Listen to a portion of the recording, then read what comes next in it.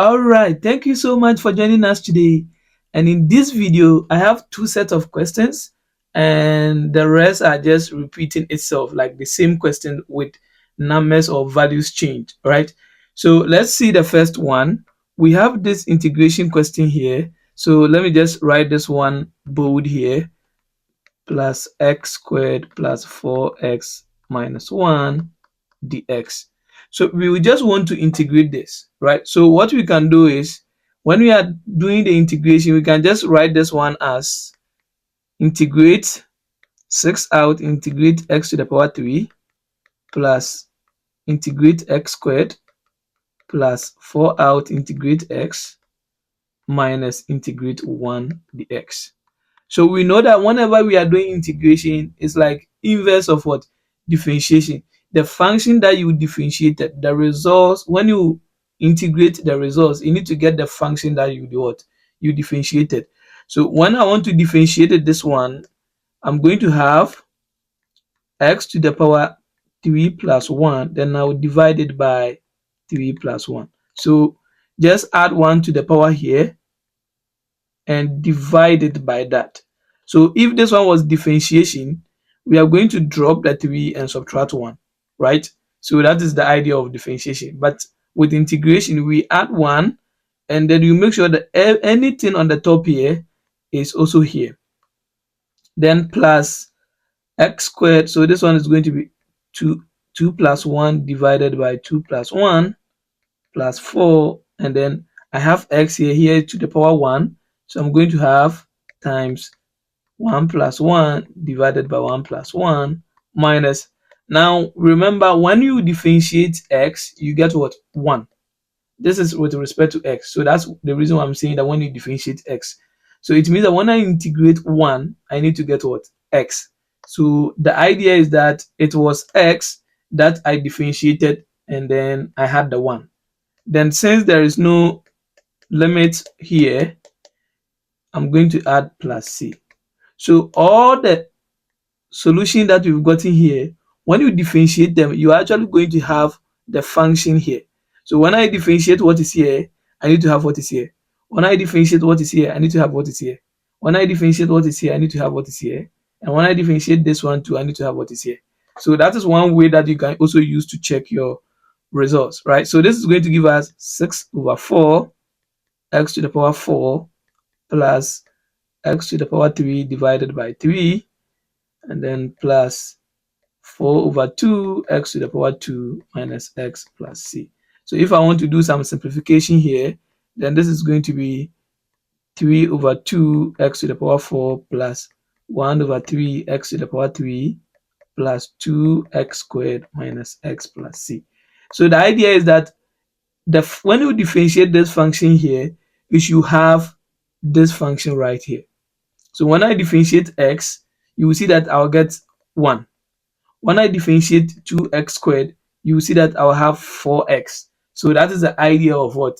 Integration, right? So basically, sometimes when you are done and you are not sure of your results, you can try to differentiate and see if you are going to have the function that you integrated here. All right, let's look at the b. So the b is, let me just write it again. So the b is integration 12 root of x minus 7 over x plus 9 over 4x, or the x. Right, so what you can do is, basically when we have some functions like this, we try to what? Simplify them. So this can be written as 12, this is x to the power 1 over 2, then minus 7, this is the same as x to the power minus 1, plus 9x to the power minus 4, or dx. So let's use the idea of integration, the power rule, to do that. So the same idea here, 12x 1 over 2 plus 1, then I will divide it by 1 over 2 plus 1, minus 7. But look at something here. When I pick the x minus 1 and I add plus 1 divided by minus 1 plus 1, you will see that I'm going to have x to the power 0 divided by 0, right? So because of that, we cannot use the idea of the power rule that we were using here, just adding +1 divided by everything on the top. So this is not going to work. So remember that when we differentiated ln x, we had 1 over x, right? So the idea is that anytime we integrate 1 over x, we need to have ln what? X. So that is the idea. So what you need to know is, anytime, if you move it up here like this, anytime you are integrating x to the power minus 1, you need to have ln x. I'm just picking the absolute so that when the function is negative, it turns to positive when it is odd. So this is odd. So that's the reason why I'm bringing the absolute here.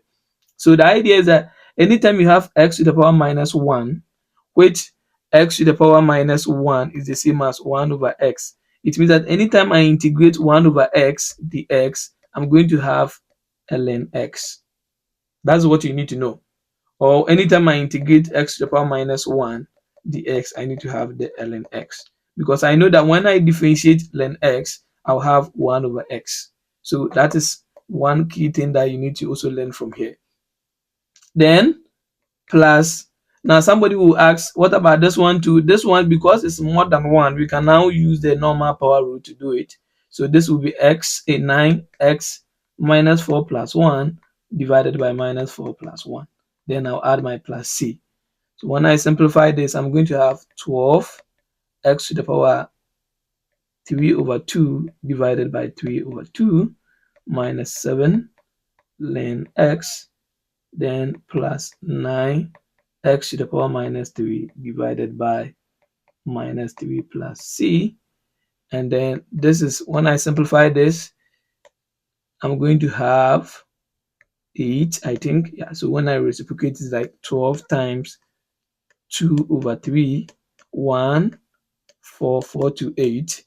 Then x to the power 3 on 2 minus 7 ln of x. Then when I divide this, 3, 3, 9, so minus 9 x to the power minus 3 c. Yeah, so that's what you need to know. So basically, one key thing that you need to learn here is the function. Whenever the function is divided by x, what you need to do is you need to make sure that you factor the function out. So minus 7 over x, when I'm integrating, I can write this one as minus 7 out, 1 over x dx. And then I know that when I'm integrating 1 over x, I'm going to have ln of x. So that's what I'm going to get at the end of the day with the ln function x there. Yeah, so basically that is A and B. The question here follow the same thing, like you need to make sure that you do the same thing there. So let me go through them quick. This one, I'm using the power rule, so I'm going to have 5 x to the power 11 divided by 11. So I'm just doing them straight, plus x to the power 8 divided by 8 minus 3x cubed over 3 minus 17x plus c. So I just did them very straight away. So when I want to simplify, I'm going to have 5 over 11 x to the power 11 plus x to the power 1 over 8x to the power 8 minus x to the power 3 minus 17x plus c. So that's what I'm going to get at the end of the day, right? Okay, let's look at this one too. The same thing. Anytime I'm doing integration and I have something like radical fractions, I try to simplify them first. So this is the same as 12 x to the power 1 over 3 plus 5 x to the power minus 4 plus, so we said anytime the degree of the x is 1, like something like divided by x, we need to think about the length. So I can write this one as 10 times 1 over x, then all the x. So let's do the integration. I'll have 12x 1 over 3 plus 1 divided by 1 over 3 plus 1 plus then 5x minus 4 plus 1 divided by minus 4 plus 1 plus 10. Then when I integrate 1 over x, I'm going to have the ln of x. Then I add my constant to it. So when I simplify this will be 12x to the power 4 on 3, 4 on 3. Then this is going to be plus minus 5 on 3, x to the power minus 3 plus 10 ln of x plus minus c. So if I just want to simplify this one, when I reciprocate it, it's like 12 times 3 over 12, 3 over 4. This is 1, this is 3. So I'm going to have 9x to the power 4 on 3 minus 5 over 3, x to the power minus 3 plus 10 ln of x plus c. Yeah, so this is what I'm going to get. So the key thing is, where you need to simplify before you do the integration, you need to do all the simplification before you do the integration, right? Last one, maybe I'll leave you this so that you can try your hand on. It's the same way. When you get to the b, simplify them before you do what?